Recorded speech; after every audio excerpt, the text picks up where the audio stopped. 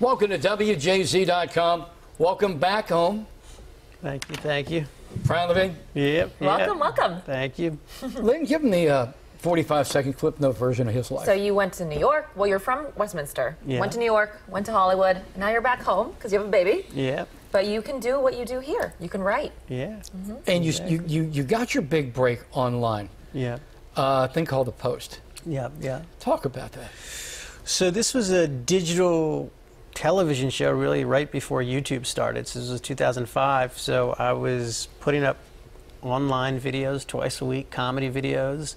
And the internet had just been something where videos became something that you could watch easily, which is funny to think about now. Mm-hmm. Isn't it? But, you know, I had an idea of how do you do a TV show online? You know, you have this massive audience.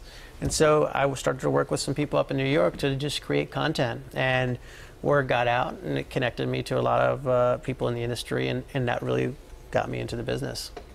And there you have, okay, you know, it's interesting you said 2005 before YouTube. Pre-YouTube. And you think to yourself, well, we're only talking 13 years here. Pre-YouTube? Things are moving that fast. Yeah. It's a different game, and the industry is a lot different than when I started, but there's a lot of opportunity now. You know, when I mentioned to you, first off, you may be here because you saw Coffee With, or you may be just scanning through the different pages of WJZ.com and found this. But when I told you, I said, we're going to do a web extra, and I think this is the most important part. Yeah. I mean, Coffee With is great. It goes for 4 minutes. But in 4 minutes, you really, you know, by the time it goes so fast. Where do you see this all going? This all going in terms of the digital media? Okay, let me ask you this. YouTube's a very big deal. I was just doing some work, and I brought up YouTube and punched in smooth jazz guitar to get some background music. It's great. Can you see something as dynamic as YouTube coming to an end? Will what will replace a YouTube? I mean, to me, it's just going to continue growing. I mean, it's so great to have so much content and easy to access, and people can have their own distribution. You don't need to wait for people to distribute. I mean, the other technology I think coming down the line that I don't think will replace YouTube, but is really intriguing, and I tried it the other day for the first time, is the virtual reality kind of headpieces that put you into like a virtual reality space, and that's really it's really mind-blowing. I mean, to me, it almost reminds me of like probably the first time people saw motion pictures, you know, and how interesting that was. It was so real. It was unbelievable. I mean, it was fascinating. Okay, as a filmmaker. Yeah. I mean, that's, you know, you started out online. Yeah. You know, with a wink and a blink, but now it's moved forward. You're a filmmaker. Yeah. And we'll talk about an indie film that Brian's going to be shooting here in Maryland in a second. Could you, as a writer, producer, director, could I, as a member of the audience, with virtual, I mean, I'm really going out here. Sure. We may be, I was going to say 25 years in the future, but maybe more like 9 years in the future. Yeah. Could I be sitting there in a scene, not as part of the scene, but watching it as though we're sitting right here? So having like a 360 view of a movie, so essentially. You feel like you're in it, kind of? That 100% is going to happen. When? It's going to happen. You never know with these technologies at what point, but I definitely think that it is the beginning of a new art form. And the people who were the D.W. Griffiths of 100 years ago, that person is, you know, probably 7 years old now. And in 15 years, that person is going to be creating the grammar for that art form of virtual reality. And it'll be fascinating.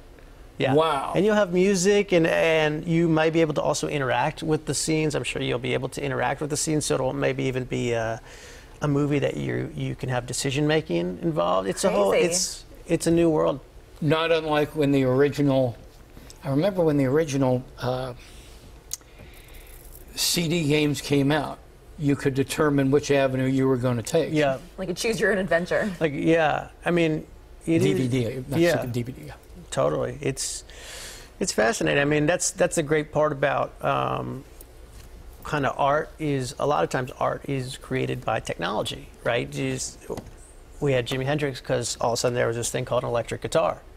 So, you know, there are the movement of art and the shifts of art and the new forms oftentimes come hand in hand with the new technology. photography and everything. So to me, there's the old ones and they'll be great, but there's the new ones coming. So what you're saying is this is the big bang of entertainment. We're in the first 3 seconds of it.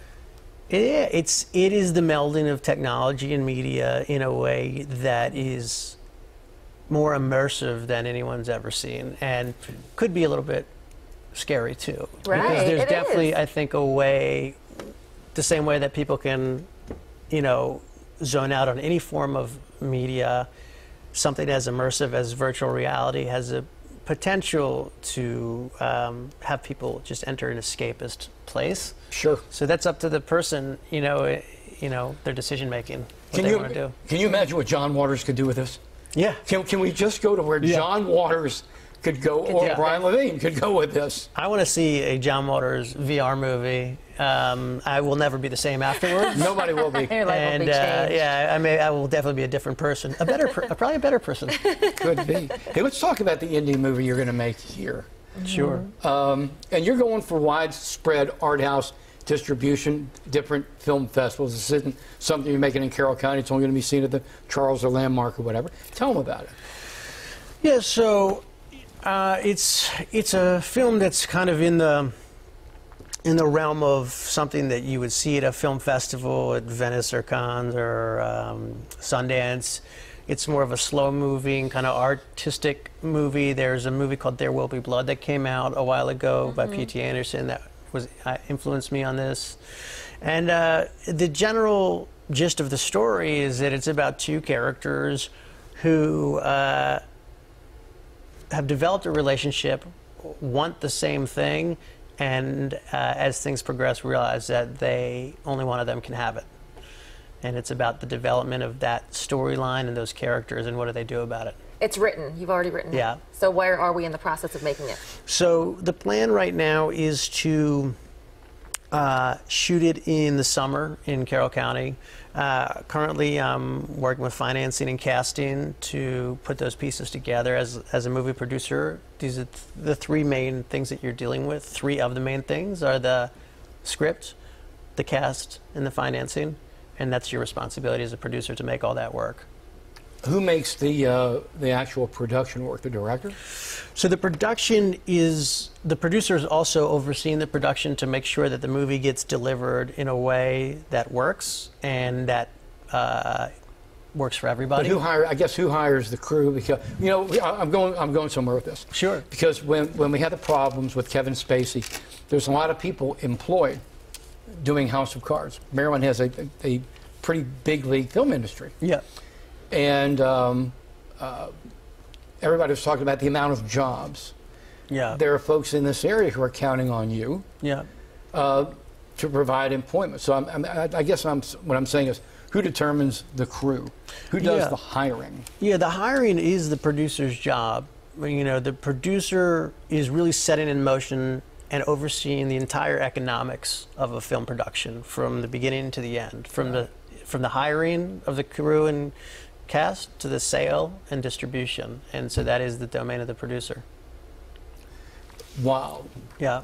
And there's also a larger thing that I've been talking to with a lot of people in the state, which has been really interesting as I've come back. I've seen a strong energy of people wanting to do things locally, wanting to support Baltimore, and wanting to create a positive impact in the community, really. And that has led to a lot of conversations that are bigger than just this movie that I'm doing, that are how do we create bigger opportunities for artists and for the business community to come together and create cultural products for the city. And that's a really interesting conversation because it's more macro and it really affects, I think, the society more beyond just a film. See, it's a big deal that you decided you could bring your wife and your infant here and create a life and still do your business bi-coastal or however you want to do it, because it's what like you or John Waters can bring to the table locally. That's huge. Yeah, And it hasn't been difficult. It's been great. The Baltimore community has been so supportive. The one question, or one thing that almost people say almost up top is, "How can I help you?" What a great question to get. It's amazing. And so I also say, "How can I help them?" And together we try and build momentum. And it's been very quick. I built up a lot of momentum very quickly. The project is going to be called what? The Land. Okay. The Yeah, Land. The Land. When would we expect to see it? Well, if we shoot it in the summer, take a few months to edit, and hopefully it'll be in a festival next year. And from there, it would get distribution, hopefully, and end up in theaters. Cool. You know what? I'll tell you what we're going to do. We'll keep up with you, and once you get all that taken care of, Yeah. we'll keep a line of communication open, and before it really starts hitting all the festivals, come back in. Yeah. We'll talk about Yeah, it. ahead of the premiere. And we'll That'd see be how great. it Yeah, goes. we'll have a premiere. We'll have a premiere in Baltimore. It'll be fun. A big red carpet. Yeah, got to do the red carpet. Well, as we would say, welcome home, hon. Wait, Thank wait a minute. I'm talking to a producer director. Let me do this right. Sure, Welcome home, hon. There you go. That's great. You got to Hey, get it's it right. beautiful. All right, everybody. Speaking of it's beautiful, thank you so much for joining us at WJZ.com.